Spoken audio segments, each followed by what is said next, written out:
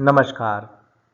अभी आपने विगत पूर्वार्ध वाले वीडियो में कुछ बालारिष्ट के विशेष तथ्यों के बारे में समझा। पुनः इस उत्तरार्ध वाले वीडियो में पुनः कुछ नए बालारिष्ट योग के विषय में आचार्य वराहमिहिर चर्चा करेंगे।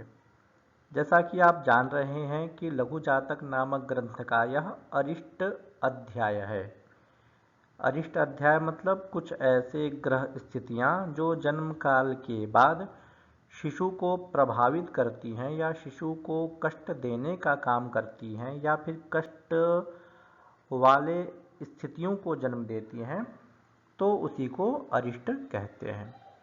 तो इस 8वें श्लोक में आचार्य वराहमिहिर पुनः कुछ नए अरिष्ट योगों के विषय में चर्चा करते हैं।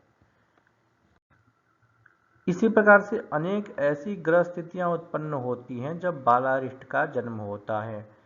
बालारिष्ट योग में केवल चंद्रमा ही कारण नहीं होता है, अपितु शुभ ग्रह से भी बालारिष्ट का निर्माण होता है, पाप ग्रह से भी बालारिष्ट का निर्माण होता है और कुछ अन्य ग्रह स्थितियां भी कुछ ऐसी होती हैं या फिर कुछ ऐसे काल खंड भी होते हैं जिसमें जन्म लेने पर बालारिष्ट योग होता है। तो उसी क्रम में आचार्य वराहमिहिर पुनः एक नए बालारिष्ट योग को प्रदर्शित कर रहे हैं। आप यह श्लोक देखें। श्लोक में आचार्य कहते हैं, सोपप्लवे शशांके सक्रूरे लग्नगे कुजेष्टमगे मृत्युर्मात्रा सार्धम चंद्रवदर्के च शस्त्रेण। इसके अन्वय को आप देखें। सोपप्लवे शशांके सक्रूरे लग्नगे कुजेष्टमगे मात्रा सार्धम मृत्यु चंद्रवदर्के च शस्त्रेण मृत्यु भवति। इसकी आप संस्कृत व्याख्या देखें। सोपप्लवे राहौ सहिते शशांके चंद्रे सक्रूरे सपापे लग्नगे लग्नगते कुजे मंगले अष्टमगे अष्टमभवने मात्रा जनन्या सार्धं सह मृत्यु मरणं भवति। चंद्रवत् चंद्र इव अर्के सूर्ये च तथा शस्त्रेण शस्त्र द्वारा मृत्यु भवति। यह हुई इसकी संस्कृत व्याख्या। अब आप इसके हिंदी भावार्थ को समझें।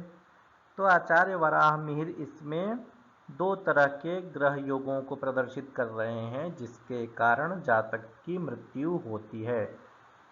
प्रथम में सामान्य अरिष्ट की योग चर्चा करते हैं और द्वितीय उत्तरार्ध में शस्त्र के द्वारा जातक की मृत्यु होती है ऐसा निर्देश कर रहे हैं। तो आप इसके भावार्थ को समझें। तो आचार्य कहते हैं कि यदि चंद्रमा राहु के साथ हो और लग्न में पाप ग्रह हो तथा अष्टम भाव में मंगल हो तो शिशु की मृत्यु होती है और माता की भी मृत्यु होती है। मतलब प्रथम पूर्वार्ध में माता के साथ मरण के योग को प्रदर्शित किया है और द्वितीय वाले में शस्त्र के द्वारा शिशु की मृत्यु होती है ऐसा निर्देश किया है। तो चंद्रमा के साथ राहु हो और लग्न में पाप ग्रह हो और अष्टम भाव में मंगल हो तो शिशु की मृत्यु होती है और माता की भी मृत्यु होती है। अर्थात जन्म देते समय ही माता भी मृत्यु को प्राप्त होती है और संतति भी मृत्यु को प्राप्त होती है।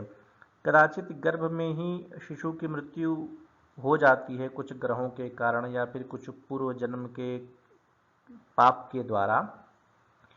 तो गर्भस्थ शिशु जब प्रसव पर आता है, मतलब उसकी प्रसूति जब हो रही होती है, तो उसके कुछ समय पूर्व ही, कुछ दिन पूर्व ही यदि वह गर्भ में मृत्यु को प्राप्त कर जाता है, तो फिर प्राचीन काल में कुछ ऐसी स्थितियां नहीं थी कि शिशु को बाहर निकाला जा सके। तो ऐसी स्थितियों में माता के शरीर में भी जहर फैलने लगता था, तो उसकी भी मृत्यु हो जाती थी। कुछ अन्य स्थितियां भी होती हैं कि जन्म देते ही माता की भी मृत्यु हो जाती है प्रसव वेदना के कारण। तो उसी को आचार्य वराहमिहिर ने पूर्वार्ध में स्पष्ट किया है। दूसरे में कहते हैं कि चंद्रमा के जैसे यदि सूर्य की ही स्थिति हो तो जातक की मृत्यु शस्त्र के द्वारा होती है। शस्त्र के द्वारा मतलब किसी आयुध के माध्यम से, किसी हथियार के माध्यम से, अथवा जो धातु प्रयोग में ली जाती है प्रसूति के समय में, जैसे कैंची या ब्लेड इत्यादि, ये सब भी एक प्रकार से धातु हैं या एक प्रकार से शस्त्र ही हैं जो चिकित्सा विज्ञान में होते हैं। तो यदि चंद्रमा के स्थान पर सूर्य हो और अन्य स्थितियां वैसी ही हों, अर्थात तो सूर्य के साथ राहु हो, लग्न में पाप ग्रह हो और अष्टम में मंगल हो, तो शिशु की मृत्यु शस्त्र के द्वारा होती है। आप इस उदाहरण के माध्यम से समझने का प्रयास करें। माता के साथ मृत्यु का योग प्रदर्शित किया गया है। आप देखें, चंद्रमा के साथ राहु है, लग्न में सूर्य है और अष्टम में मंगल है, तो माता के सहित शिशु की मृत्यु को यह योग प्रदर्शित कर रहा है। दूसरा उदाहरण भी कुछ इसी प्रकार से आप समझ सकते हैं कि यदि चंद्रमा के साथ सूर्य हो, लग्न में शनि और अष्टम में पाप ग्रह हो, तो जातक की मृत्यु शस्त्र से होती है। आप इन प्रश्नों के उत्तर देने का प्रयास करें जैसा कि पाठ में आपको प्रदर्शित किया है। उपप्लव इस शब्द का क्या अर्थ होता है? सौम्य इस शब्द का क्या अर्थ होता है? और सोम इस शब्द का क्या अर्थ होता है?